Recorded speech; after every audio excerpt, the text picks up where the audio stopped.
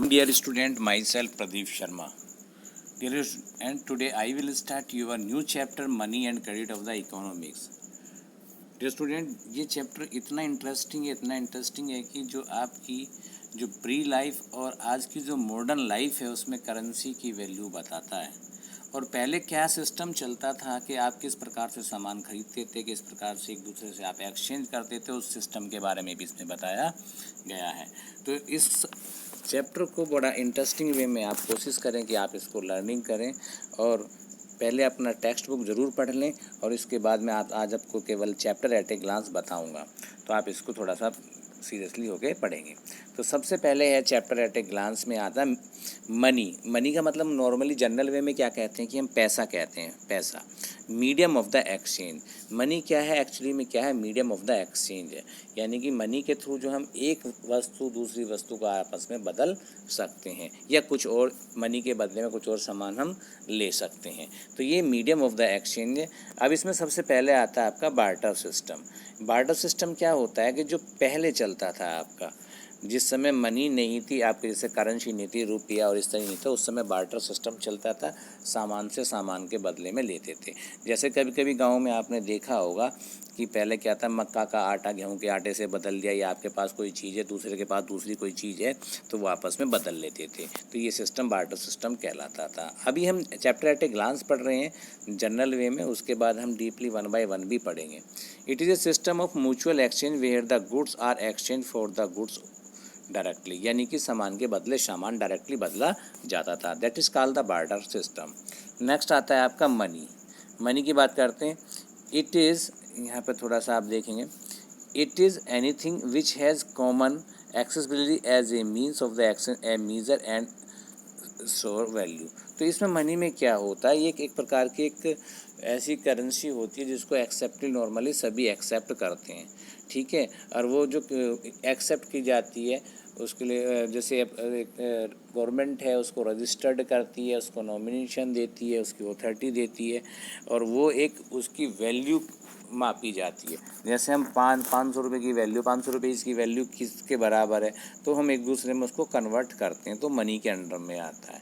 That is called the money, ठीक है। इसको थोड़ा सा आप पढ़ेंगे। अब आते हैं, जैसे बार्टर सिस्टम की बात कर रहे हैं, उसमें क्या क्या प्रॉब्लम्स थी, उसकी लिमिटेशंस क्या थी, इसके बारे में हम थोड़ा पढ़ेंगे। लिमिटेशंस इसमें क्या है, lack of the double coincident wants.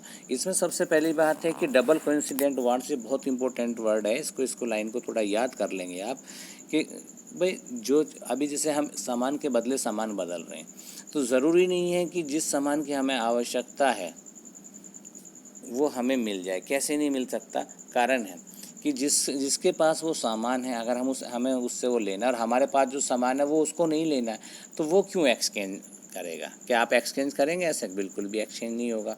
तो ये दोनों की नीड होना ज़रूरी है, जब भी तो वो एक दूसरे से सामान बदल सकते हैं। तो ये कमी है, अगर दोनों की नीड नहीं है तो वो एक दूसरे से एक्सचेंज नहीं कर सकते। दूसरा, lack of the store of value. दूसरी चीज़, एक सामान के बदले दूसरा सामान लेकर आप बदल रहे हैं तो उसकी जो रियली में वैल्यू है, जो उसकी निश्चित वैल्यू है, वो निश्चित वैल्यू का पता नहीं चलता। श्योर वैल्यू भी हमें उसके बारे में पता नहीं चलती है। तीसरा है lack of the standard for the different payment. ये नहीं कि ठीक है पेमेंट का भी इसमें कोई सिस्टम ही नहीं है, किस प्रकार से आप पेमेंट कर रहे हैं, भाई गेहूँ में कर रहे हैं या फिर जो है बाजरे में कर रहे हैं या मक्का में कर रहे हैं या फिर गोल्ड में कर रहे हैं, तो यहाँ का कोई सिस्टम इसका पता नहीं है।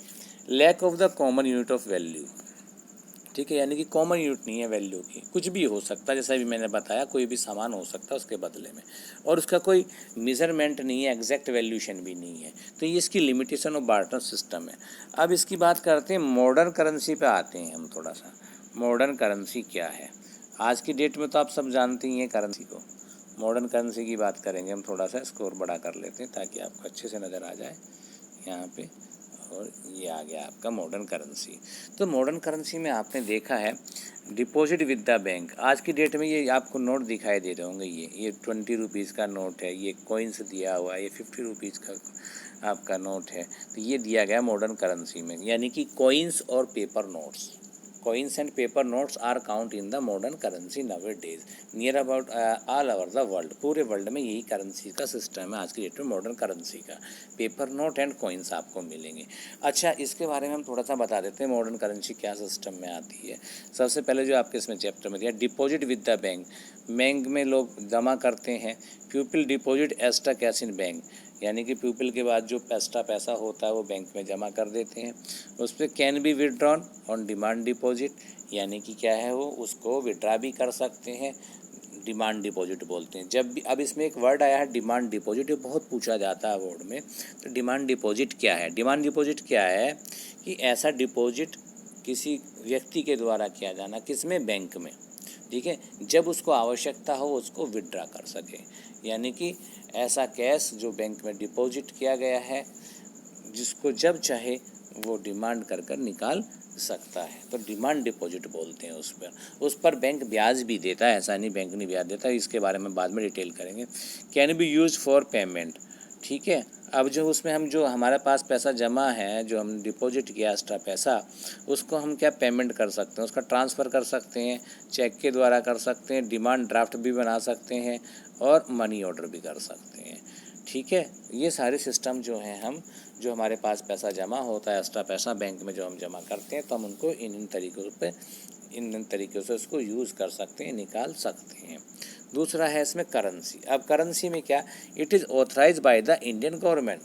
अच्छा, करेंसी क्या होती है? That is authorise by the government of that country. अब एक इंडिया की बात करें तो इंडिया में जो गवर्नमेंट है वो सेंट्रल गवर्नमेंट है। अगर सेंट्रल गवर्नमेंट ऑथराइज करती है किसी पेपर को कि भैया 100 रुपीज़ में चलेगा और 100 रुपीज़ में इतना केजी आएगा, इतना केजी आएगा, इतना केजी आएगा, वस्तु की मूल्य निर्धारण कर दिया, तो उसमें सभी को वो मान्य होगा। For example paper notes and coins, paper notes and coins, तो इसको बोलते हैं हम करेंसी। और करेंसी ही आज की डेट में modern form of the currency की डेट में, अगर पूछता है क्वेश्चन आपसे कि modern form of the currency कौन सी है, तो मॉडर्न फॉर्म ऑफ करेंसी आप पेपर कॉइन्स और ये इसको आप बोल सकते हैं, ठीक है, कॉइन्स को। तो ये थोड़ा सा आप देख लेंगे इसमें, ये आपका आ गया limitation barter system, modern form of money आपको बता दिया गया। अब इसमें आता है लोन एक्टिविटीज़ क्या होता है। अच्छा, बैंकों में क्या होता है, लोन की एक्टिविटीज़ तो होती है, आपने देखा होगा बैंकों में लोन की एक्टिविटीज़। हमें ज़रूरत पड़ती है किसी खेती के काम के लिए, बीज लाना है, गेहूँ लाना है या फर्टिलाइज़र लाना है, तो हमें ज़रूरत पड़ती है पैसे की। किसान के पास एक समय आज की डेट में एकदम पैसा तो होता नहीं है, तो कहीं से ना कहीं से उससे कभी फसल बर्बाद हो गई है तो उसके लिए उसको पैसे की आवश्यकता पड़ती है, तो कहाँ से लाता है? तो ये बैंक में जो पैसा डिपॉजिट करता है, देखिए डिपॉजिटर कहाँ करते हैं, बैंक में पैसा जमा करते हैं, ठीक है, बैंक इनको क्या करता है, ब्याज देता है, ठीक है। दूसरा, बैंक के पास जो पैसा जमा होता है वो उसको मनी जो है लोन, मनी जो है वो लोन में दे देता है, किसको, बोरोवर्स को, उधार लेने वालों को। और उधार लेने वाला जो है क्या इंटरेस्ट देता है, क्या देता है, बैंक को इंटरेस्ट देता है। यहाँ पर बैंक उल्टा देता है और यहाँ पर ये बैंक को देता है। और इनका जो डिफरेंस है, बोरोवर का जो इंटरेस्ट है, इसका जो इंटरेस्ट है हमेशा क्या होगा, IB, interest of borrower always will be greater than the, क्या है ये आपका, DB से, यानी डिपॉजिटर और बैंक से भी ज़्यादा हमेशा इसका होता है, और यही बैंक की इनकम भी होती है। तो इसको थोड़ा सा आप पढ़ लेंगे। नेक्स्ट है आपका क्रेडिट। क्रेडिट को नॉर्मली क्या बोलते हैं हम, क्रेडिट क्या है, आपका लोन है। अब लोन भी दो प्रकार का होता है, आपका फॉर्मल लोन और ठीक है, और फॉर्मल लोन हो गया, टर्म्स ऑफ क्रेडिट हो गया, और आपका ये तीसरा हो गया आपका इनफॉर्मल, ठीक है। तो ये आपका जो है, हम क्रेडिट के बारे में हम बात कर रहे हैं। तो फॉर्मल लोन में क्या होता है, बैंक आती है, गवर्नमेंट की जो भी शाखाएं हैं वो सारी आती हैं। इसके लिए टर्म्स एंड कंडीशन क्या होती हैं कि लोन लेने के लिए कौन सा व्यक्ति कैपेबल है, कौन सा नहीं है, उसके लिए कोलेटरल होता है। कोलेटरल मतलब एक प्रकार से गारंटी।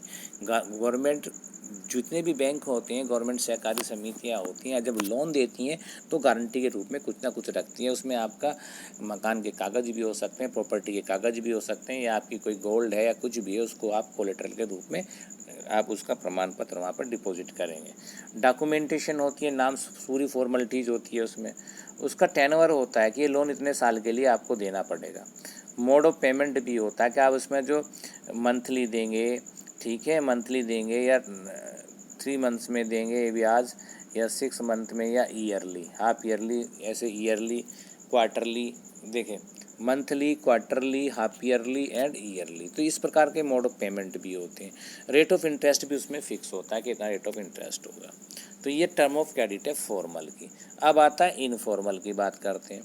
इनफॉर्मल में देखिएगा आपको क्या है, इनफॉर्मल में क्या है, ये टाइप से हाई रेट ऑफ इंटरेस्ट है इसमें, ठीक है। ये ना किसी गवर्नमेंट, किसी सोसाइटी से, ना बैंक से जुड़ा हुआ होता है, ओनली जमींदार, ताल्लुकदार, लैंडलॉर्ड्स जिनके पास पैसा है, रिच पर्सनस हैं जो लोगों को उधार देते हैं, वो इसमें मोस्टली आते हैं। इसमें आपके भाई बंद भी हो सकते हैं, आपके फैमिली के मेंबर्स भी हो सकते हैं, आप जिनसे लोन ले सकते हैं।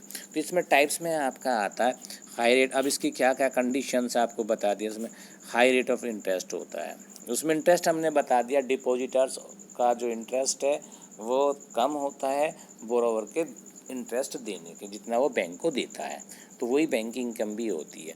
लेकिन यहाँ पे क्या है, इनफॉर्मल में हाई रेट ऑफ इंटरेस्ट है। वहाँ ऐसा नहीं है डिपॉजिटर का, वहाँ कोई डिपॉजिट करने वाला, क्योंकि वो तो उसके पास खुद होता है, मनी लेंडर्स के पास आपको देने के लिए, जो भी आप लेना चाहते हैं, जो भी लेना चाहता है उसके लिए। तो वो उसका तो डिपॉजिटर्स हुआ है, वो खुद ही डिपॉजिटर्स है, वो खुद बैंक है, तो वो जितना चाहे वो इंटरेस्ट ले सकता है, तो हाई रेट रहता है mostly. Repayment is not easy, यानी कि जो लोन ले ले एक बार किसी साहूकार से, बनिए से, वैसे हाई इंटरेस्ट रेट पर, तो वो रिपे करना दोबारा से, मतलब उसको चुकता करना बड़ा मुश्किल हो जाता है। उसके लिए कोई डॉक्यूमेंटेशन नहीं होती, पर्सनली जान पहचान पे होता है, भाई बंदी है या कुछ है, कोई जानते हैं तो पर्सनली कुछ होता है, कोई डॉक्यूमेंटेशन भी नहीं होती, लिखित पढ़ाई भी नहीं होती।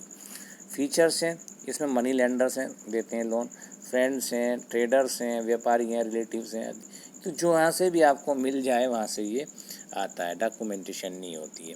अब इसमें एक आपका लास्ट टॉपिक आएगा इसमें, self help group. Self help group क्या होता है, नॉर्मली जनरली वे में मैं आपको बता देता हूँ। ये क्या होता है, सेल्फ माने खुद, हेल्प माने सहायता, और ग्रुप माने समूह, जो स्वयं अपनी सहायता करता है। तो इसमें क्या होते हैं, जो गरीब लोग होते हैं गाँवों में स्पेशली की बात करें, ये गाँवों की स्पेशली बात कर रहे हैं हम इसमें, तो जिसमें गरीब लोग होते हैं वो क्या एक मंडली बना लेते हैं, 15 से 20 मेंबर इकट्ठा हो जाते हैं, अड़ोसी पड़ोसी मिलके हो जाते हैं। वो क्या 10-10, 20-20 रुपये जो भी उनकी बचत होती है उनको एक जगह इकट्ठा कर लेते हैं, और उसमें से जिस व्यक्ति को ज़रूरत पड़ती है, नीड होती है, वो उसको दे देते हैं। लेकिन इसमें क्या होता है, कभी कभी भाई बिना नीड के भी, भाई मेरे को नीड है और आपको नीड नहीं है, पैसा सबका जमा हो रहा है, तो बोलेंगे इसको ऐसे ही मिल गया, जबकि मेरा पैसा ऐसे ही बैन हो जाएगा। तो क्या करते हैं उसके लिए, वो लिटिल बिट स्मॉल जो है इंटरेस्ट भी ले लेते हैं कभी कभी, ताकि जो लोग नहीं पैसा ले रहे हैं वो दूसरों को टर्न दे रहे हैं, तो उनको कुछ ना कुछ उसमें बेनिफिट हो जाए। तो ये, हाँ, ताकि सेविंग को बता दिया, 100 रुपये, 100 रुपीज़ कितना भी आप करें, तो मोस्टली गाँव में बनाया जाता है, 15 से 20 मेंबर्स होते हैं, उनमें से वो एक दूसरे को एज ए कमेटी की तरह ये काम करता है।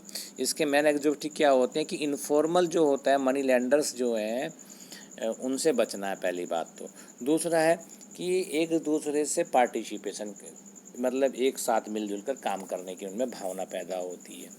सेविंग, उन्हें एक दूसरा क्या, एक सेविंग की हैबिट हो जाती है, बचत की हैबिट हो जाती है। कैपेबिलिटी ऑफ द वोमेन, ये स्पेशली क्या ग्रुप मोस्टली वोमेन बनाती हैं, तो इसमें जो वोमेन की कैपेबिलिटी भी नज़र आती है। Generate the sense of collective action, ये बता दिया कि किस प्रकार से सामूहिक कार्य से किस प्रकार से ज़्यादा बेनिफिट होगा, लाभ होगा, एकता में बल है, ये इसको इसमें दिखाया जाता है। To act as a successful, ठीक है, सक्सेसफुल बेस बताया जाता है। इम्प्रूव सोशियो इकोनॉमिक्स, ठीक है, तो जो हमारा सामाजिक आर्थिक है उसको भी ये इम्प्रूव करता है। टू एक्सेस रिसोर्सेज, यानी कि रिसोर्सेज पैदा करता है। तो ये सारी चीज़ें जो हैं इसके ऑब्जेक्टिव्स में आते हैं। एडवांटेज तो हमने बता दिया है भाई, जो भी आपका इनफॉर्मल सेक्टर में बहुत सारे जो रेट ऑफ इंटरेस्ट हाई लेते हैं वो नहीं ले पाते हैं, क्योंकि यहाँ तो अपना ही ग्रुप है, आपस में लेना देना, तो वो उससे बच जाते हैं, ठीक है। कैपेसिटी बिल्डिंग भी होती है, अगर ये कंटिन्यूसली अगर ये काम करता है तो it work as a promote as a mutual help, एक दूसरे की मदद के लिए काम करता है। अगर इसी के बैंक के खाते को आप 2 साल तक कंटिन्यू बैंक में रखते हैं तो बैंक भी आपको लोन दे देता है, ठीक है। तो ये दूसरा समाज को एक प्रकार से इकट्ठा करने का यह भी काम करता है और एक सेल्फ कॉन्फिडेंस व्यक्ति का डेवलप होता है। तो डियर स्टूडेंट, ये आपका चैप्टर एट ए ग्लांस था। कल से हम इसका 1 बाय 1 स्टेप बाय स्टेप हम जो इसका एक्सप्लेनेशन लेंगे, एक एक टॉपिक को हम इसमें लेंगे। जैसे आपका मीडिया ऑफ एक्सचेंज है, जैसे आपके बुक में दिया गया है। और ये चैप्टर बहुत सिंपल है, ये आपकी जो लाइफ है, रियल लाइफ है, उससे जुड़ा हुआ है। तो इसको ज़रूर सीरियसली पढ़िएगा। चैप्टर तो सभी सीरियस पढ़ने चाहिए, लेकिन इसको तो बहुत ज़्यादा पढ़िएगा, क्योंकि इसके बिना आपका काम नहीं चलेगा लाइफ में। चाहे आप कुछ भी बने, इंजीनियर बने, डॉक्टर बने, ये आप पे डिपेंड करता है। ठीक है, तो thank you, have a nice day.